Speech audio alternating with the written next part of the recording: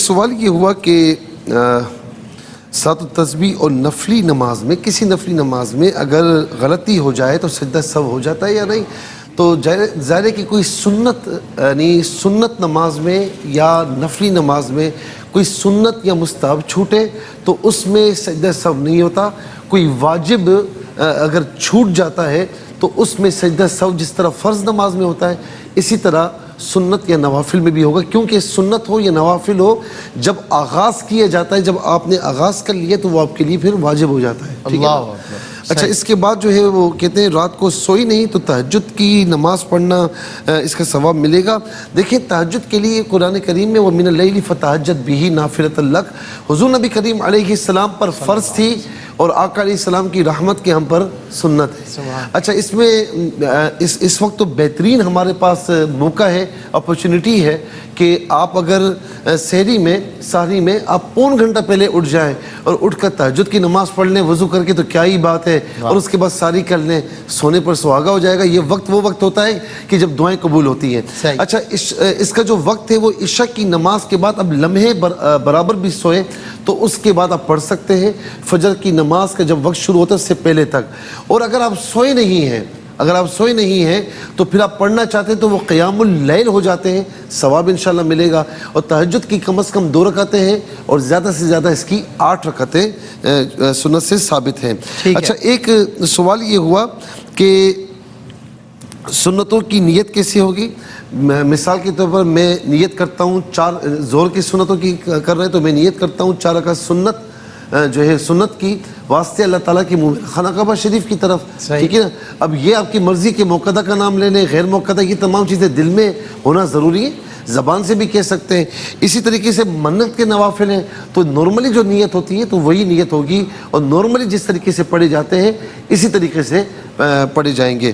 اچھا، ایک سوال یہ ہوا کہ جو ہے وہ مینسز رک گئے اور رات عبادت کی اور پھر دوسرے دن روزہ رکھا، پھر وہی مینسز تو پھر جو درمیان میں روزے رکھے تو گناہ گار ہوں گے کیا؟ دیکھیں ہر عورت کو نا اپنی عادت کا معلوم ہوتا ہے کہ اس کے میں نے پہلے ہی بتایا کہ منیمم 3 ڈیز ہے اور میکسیمم 10 ڈیز ہے. جو 3 ڈیز سے کم ہو تو وہ بھی مینسز نہیں ہے، جو 10 ڈیز سے زیادہ ہو وہ بھی مینسز نہیں ہے. اچھا، اس میں کلر کا بھی معاملہ ہوتا ہے، ہر خاتون کو اپنی عادت کا پورا معلوم ہوتا ہے، کنفرم ہوتا ہے. تو اگر آپ کی مطلب پہلی مرتبہ ایسا ہوا ہے کہ مثال کے طور پر 5ویں دن آپ نے اپنے آپ کو پاک محسوس کیا، آپ نے وضو کیا، نماز پڑھی، دوسرے دن روزہ رکھا، پھر آپ کو اگر وہی کلر ہے، وہی کلر دوبارہ اس طرح ہو گیا، پہلی مرتبہ ہوا ہے تو ظاہر آپ گناہ گار نہیں ہیں، اس میں آپ بے اختیار ہیں. تو لیکن اگر بار بار ایسا ہی ہوتا ہے اور آپ کو معلوم ہے مثال کے طور پر 5ویں دن کچھ توقف ہوتا ہے، پھر چھٹے دن اس طرح ہو جاتا ہے تو پھر آپ کو نہیں کرنا چاہیے. کلر اگر ایک ہی وہی چیز ہے تو پھر آپ کو نماز نہیں پڑھنی چاہیے جب تک کہ آپ پاک نہ ہو جائیں. اگر کلر دوسرا ہے تو پھر وہ جو ہے بیماری بھی ہو سکتی ہے، تو اس صورت میں پھر آپ روزہ بھی رکھیں گی اور جو ہے وہ نمازیں بھی پڑھیں گی. یہ نوٹ فرما لیں. اس کے بعد جو ہے وہ انہوں نے کہا کہ 30 روزوں کا جو فدیہ ہے وہ کتنا ہے؟ ایک روزے کا فدیہ منیمم جو ہے وہ 300 روپے ہے. آپ حساب لگا لیں کتنا بنتا ہے 30 روزوں کا. سوال یہ ہوا کہ کثرت سے درود بھی پڑھتے ہیں، استغفار بھی پڑھتے ہیں، دعا قبول نہیں ہوتی؟ دعا قبول ہوتی ہے. بعض اوقات اللہ رب العالمین آپ کے لیے بہتر نہیں ہوتا، روک لیتا ہے. بعض اوقات جو ہے وہ آپ کے لیے نیکیوں کا سبب بن جاتا ہے اور بعض اوقات آخرت میں ذخیرہ بن جاتا ہے. تو آپ اس پر اطمینان ہر لحاظ سے نفع ہی نفع ہے. آپ اپنا دعا کرتی ہیں، دعا کرنا نہ چھوڑیں، اللہ رب العالمین کرم فرمائے گا. بہن نے کہا کہ مینسز میں اگر روزے رہ جاتے تو بعد میں کفارہ، تو مینسز میں ظاہر ہے کہ عورت بے اختیار ہے اور اس کو یہ روزے معاف ہوتے ہیں، بعد میں کفارہ نہیں ہوتا، نہ توبہ ہوتی ہے. بعد میں آپ کو ایام منیہ کے علاوہ قضا کرنی ہوگی، یعنی 1 شوال اور 10، 11، 12، 13 ذی الحجہ کے علاوہ آپ قضا کریں گے. اچھا، اس کے علاوہ جو ہے وہ بھائی نے کہا کہ بینک میں 5 لاکھ روپے رکھے ہیں تو اس کا منافع بھی ملتا ہے. اب یہ قطع نظر اس کا منافع جو ہے وہ آپ نے رکھا ہوا ہے وہ جائز ہے یا نہیں؟ ظاہر ہے کہ ہم جائز قرار نہیں دیتے. تو بہرحال بینک میں جو آپ کے 5 لاکھ روپے رکھے ہوئے ہیں وہ چونکہ آپ کے اپنے ہیں تو اس پر آپ کو زکوٰۃ دینی ہوگی. اور منافع جو ہے وہ تو ظاہر سود کے زمرے میں آتا ہے، تو حرام پیسوں کا منافع وہ جو ہے نا یوں سمجھ لیجئے کہ اس پر زکوٰۃ نہیں ہوتی، وہ اللہ تعالیٰ کا پاکیزہ ہے پاک ہے اور پاک مال قبول فرماتا ہے. اس کے بعد کہا کہ صلاۃ و تسبیح کی شرعی حیثیت کیا ہے؟